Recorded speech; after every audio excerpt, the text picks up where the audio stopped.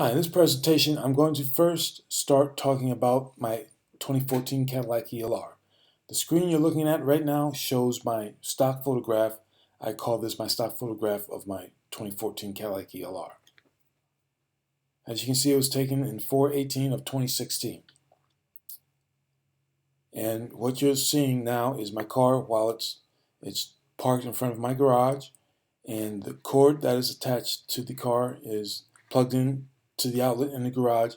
Right now the car is charging at this point. What I like best about my Cadillac ELR is that it allows me to drive mostly without using any gasoline at all. I can drive around for about 40 miles. The first 40 miles on a full charge, I drive using zero gas, or I drive gas free, and I absolutely love it. As a matter of fact, this past summer, I used more gas in July and August mowing my lawn than I used in my car driving around.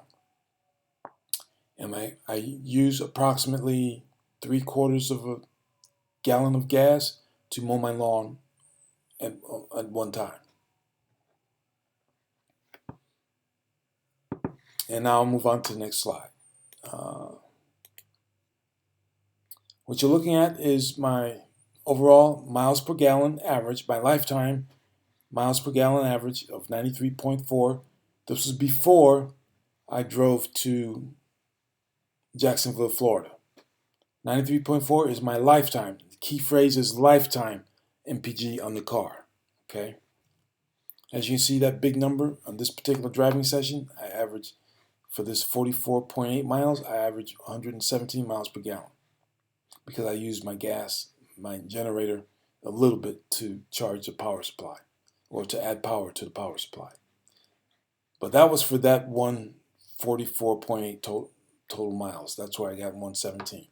But the lifetime average overall, since I've owned the car, is 93.4. Now that's before my drive to Jacksonville, Florida. After driving to and from Jacksonville, Florida, my lifetime average dropped to 89.9, from 93.4 to 89.9. That's a huge drop. The reason it dropped is because I could not plug my car in while I was out of state. And I had to rely on the generator or the gas engine to generate electricity for the electricity needed to drive the electric motors that drive the wheels. And for that period of time, for only that period of time, I averaged anywhere between 36 to 38 mpg while I was out of state. And that significantly dropped my lifetime average. That had a big impact on my lifetime average. So I went from 93.4 to 89.9. And when I first got my electric vehicle, my ELR, for the first 90 days, I carefully monitored my electric bill. My electric bill went up by an average of $35 per month. And that was a piece of cake compared to dropping the amount of gas that I used, because I was spending over $200 per month on gasoline. So that's well over $100, about $165 in my pocket. There's a couple of ways to have more money: either make more or spend less. And this was a good example of spending a lot less. However, I do not desire to measure my energy efficiency in my automobile by using MPG or mile per gallon at all. And that's where Tesla comes in. In my opinion, Tesla is going to do for computers, well, they're going to do a lot more they're going to do a lot more for automobiles than what Apple did for computers. But Apple did a hell of a lot for computers, in my opinion. And Tesla is building a quality product built in America, and an absolutely outstanding warranty. I don't think there's any other car manufacturer that exists today, and that's the key word, that exists today as of the date of this recording, that can match the warranty that Tesla has on their automobiles. The warranty on Tesla automobiles is, and don't quote me on this, but my understanding is, I can paraphrase it for you. My understanding is that It's 8 years, unlimited mileage. However many miles you can digest with your car, Tesla will still warranty the car for 8 years, no matter how many miles you put on it. That includes the major drivetrain components. Now, bumper to bumper, I don't know what is covered bumper to bumper, but I know that the major drivetrain components are covered for 8 years, regardless of the mileage you have on the car. And there's no manufacturer, import or domestic, that is going to match that today. Tesla has a Model 3 that is coming out in March of this year, 2017.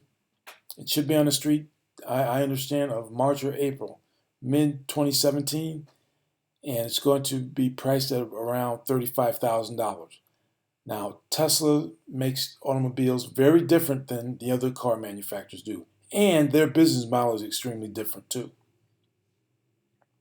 If I, as a resident, say I was a business-minded resident of the city of Charlotte, and I decided I wanted to own my own Ford or Chevrolet or Nissan dealership, then I could do so.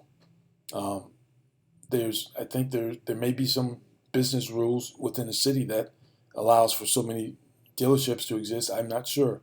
Then I can do so. And the thing is, if a private person, which most dealerships are, as far as I know, all dealerships are owned by private people, whether the name is Ricky Hendrick or whatever.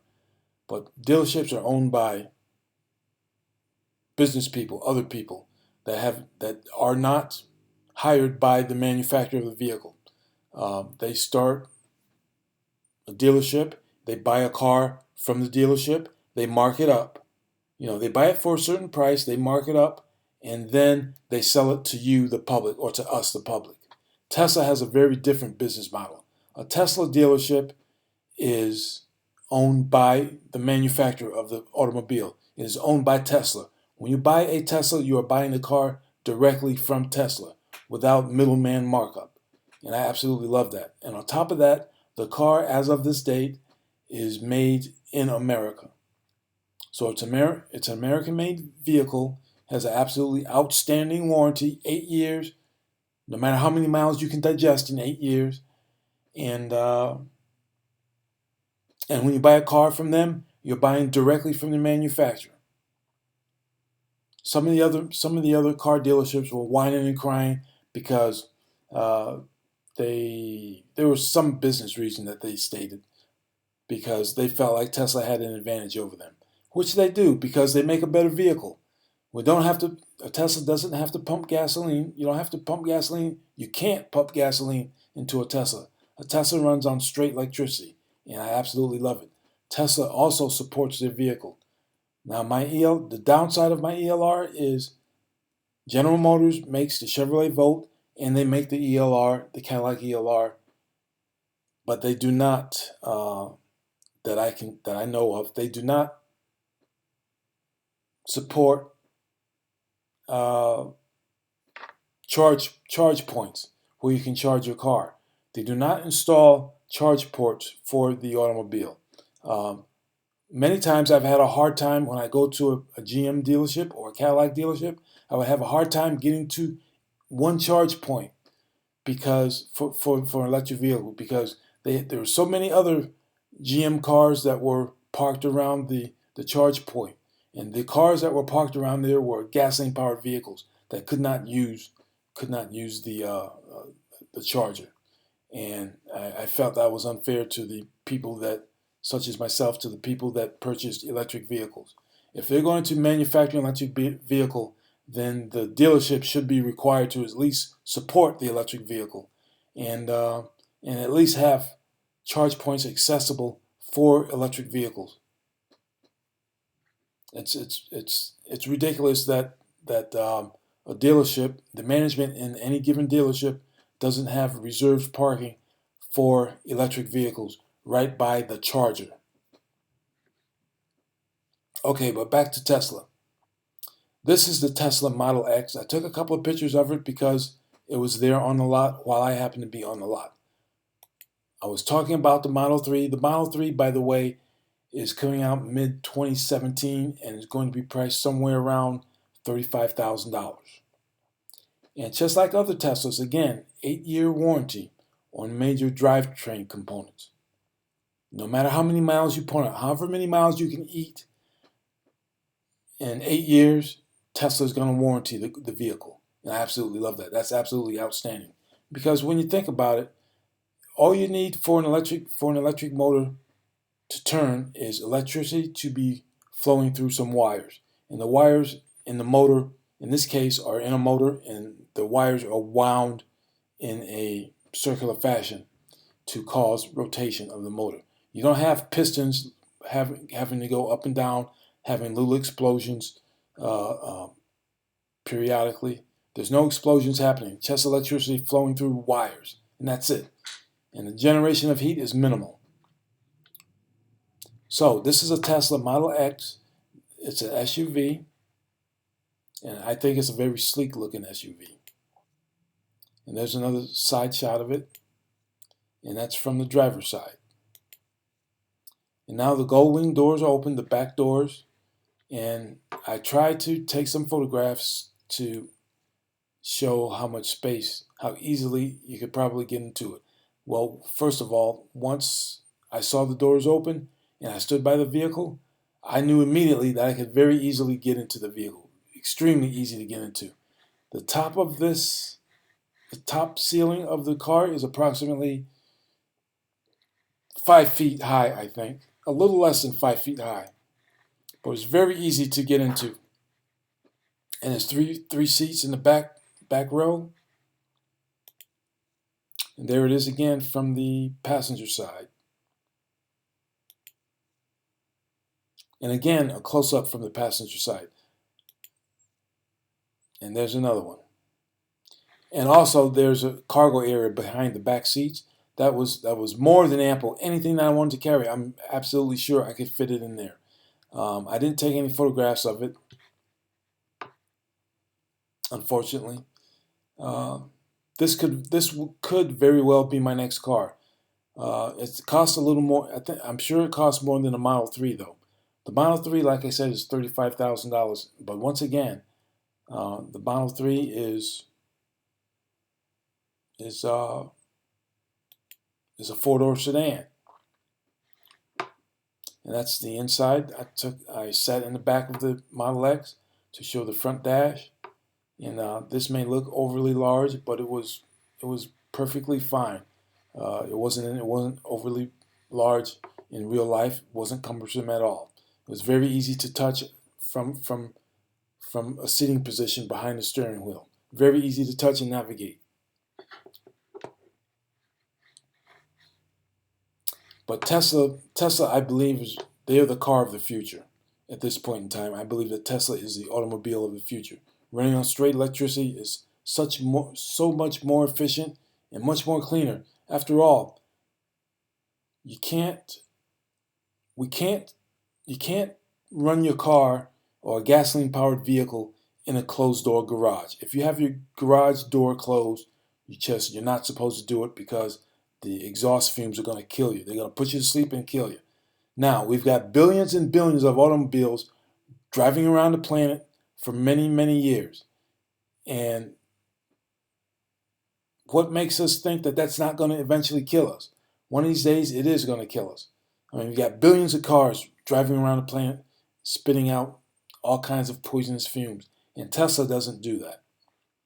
And in addition to that, the performance of a Tesla is absolutely phenomenal. Tesla now makes a electric vehicle that will go from 0 to 60 in under 3 seconds. It will beat up the highest powered Corvette that we make. Literally, it will just beat the hell out of a Corvette in 0 to 60. And it's absolutely fantastic. And the car is the Tesla car that does this is a four-door sedan, and it doesn't look like a supercar when in fact it does perform. It does perform like a supercar, but it doesn't look like one. And I think Tesla is the car that I'm going to go with.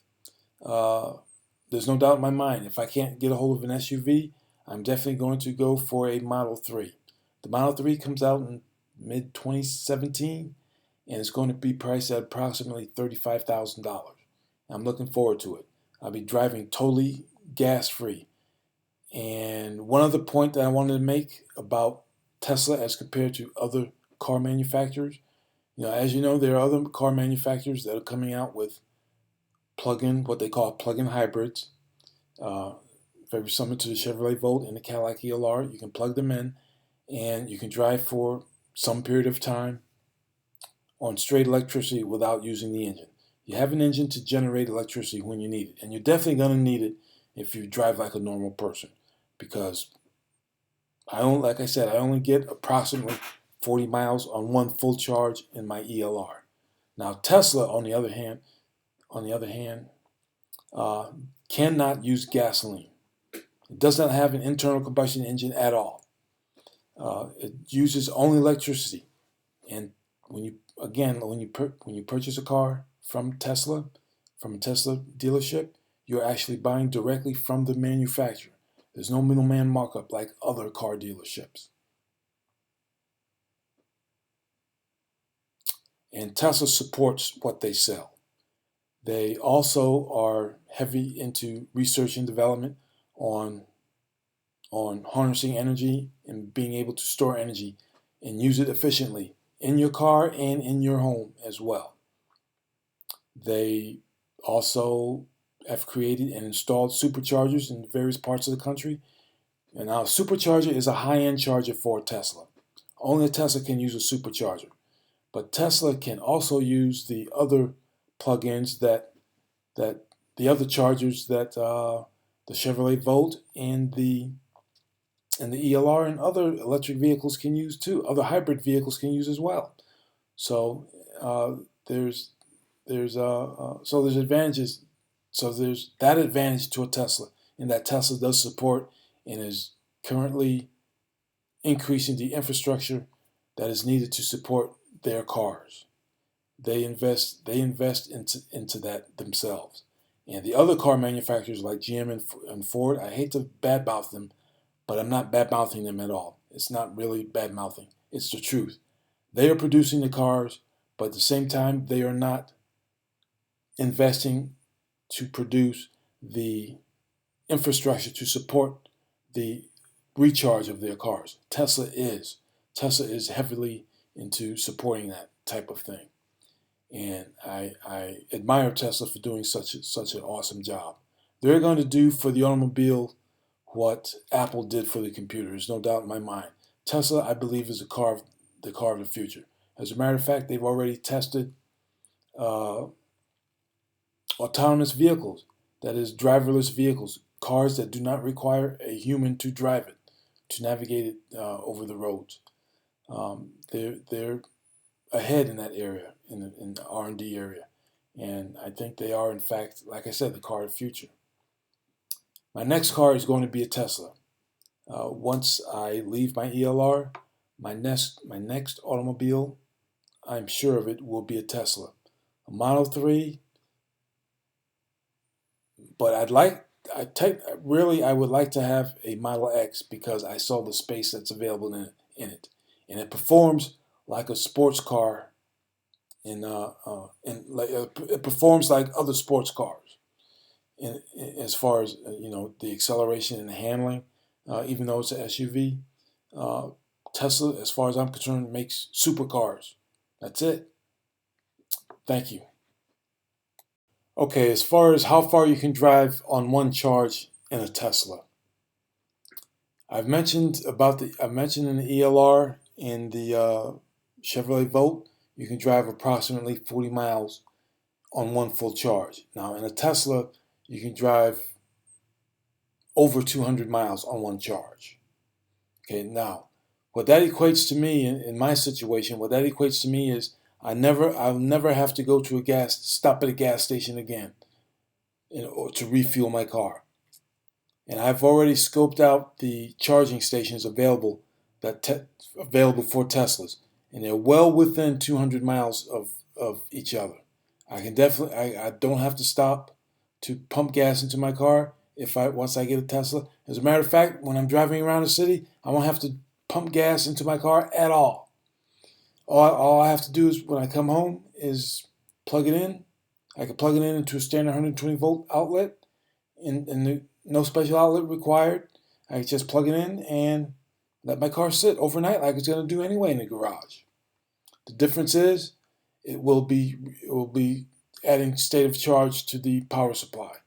Or if I want to, I can optionally purchase a high power charger and plug my car into there, similar to the power that's required for a electric dryer for a clothes dryer in a house. But that's not mandatory. You don't have to do that if you don't want to. That's optional. I can use based on my driving habits. I'm sure I could just plug into standard 120 volt outlet here at my house and never have to stop and refuel my car again. As a matter of fact, when I am driving, if I have a Tesla and I am driving long distance, what I can do is just stop, plug in my Tesla, and while the Tesla is charging, I can plug it into a supercharger and go grab a bite to eat. While it's charging, I will be refueling myself and having a bite to eat. I don't have to stand there and pump gas because essentially we've been trained over our lifetime to accept standing there and pumping gas. I mean, it would be very freeing not to have to stand there and pump gas at all, to ever stop and stand with your car while you pump fuel into it. With a Tesla, I can plug it in, leave it, and it'll charge while I go and eat and go to the bathroom. And a supercharger will charge it in literally minutes compared to hours. Yeah, a Tesla supercharger will fully charge the Tesla in a very short period of time, about the time it takes to go have a snack and have a bite to eat while you stretch your legs if you're on a long trip. And I'm going to thoroughly enjoy that, I'm sure.